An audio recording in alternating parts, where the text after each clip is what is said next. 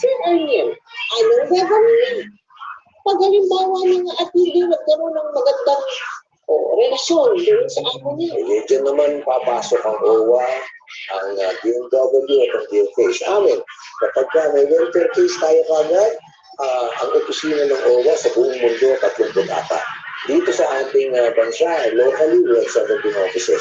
Meron tayong hotline na nagwo-work. Mga OFW natin, bago umalis ng bansa, pwede nilang makuha kung ano yung OWA branch, OWA department, na doon sa pupuntahan niya. Wala lang, pang ano lang ba? Dito, bago lumipad yung mga yan, meron pre-departure orientation ceremony yan. So, pinagigyan natin sila ng video seminar. Ang akin na lang hinihingi ay makinig. Halimbawa daw, nakatakas na yung OFW natin from an abusive employer. Tama ba yun? Naku, kung nangyari, gagawin mo yan sa Middle East, ikaw ay pwede makasuhan na tinatawag nilang hurug. Sa English, ito ay absconding. Okay.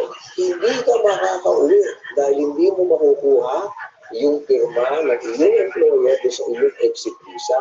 Kaya kaagad, tumawag ka sa OWA, tumawag sa MWO natin o sa DFA at doon ka pumunta para mabigyan ka kagad ng proper assistance para kung ano man ang gagawin sa'yo pag-file ng kaso ng iyong abusive employer, eh makukontra natin. Congratulations, Mariel. Salamat po sa Diyos at sir, napanalo natin yung kaso. Oo nga, hindi rin ako makapaniwala eh. Ang bilis ng proseso. Bantakin mo yan. Limang buwan ang hearing. Pagkatapos, 15 years ang sentensya ng amo mo. Makakatulog ka na ng mahinta. Salamat po talaga, Sir Josh. Eh, tama rin naman ang desisyon mo na ituloy ang kaso. Ngayon naman, ang susunod natin gagawin, susubukan natin kumuha ng child support.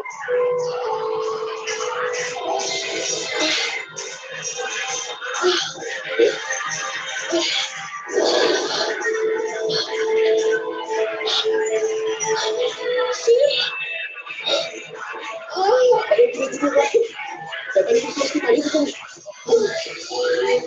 Ng Diyos, ligtas naman ang buhay ng sanggol ng bunga ng panggagahasa kay Mariel. Matiwasay siya nakauwi ng Pilipinas.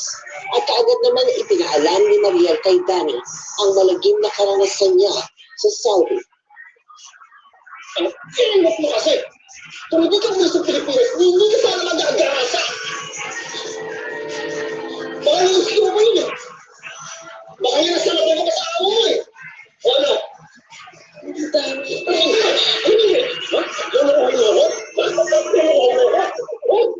sabihin mo, gusto mo mag-agahasa! Kaya mo rin ka na nagutan ka! O ano? Ha? Bakit alam mo? Alam mo?